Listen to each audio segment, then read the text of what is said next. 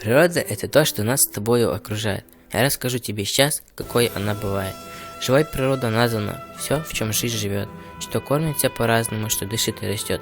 Относим без сомнения, к природе мы живой, бактерии и растения, животных у нас с тобой. А солнце, дождик проливной, луну, песок и снег. Всегда к природе неживой относит человек. Природу нужно нам любить и охранять всегда. В гармонии с ней будем жить мы долгие года.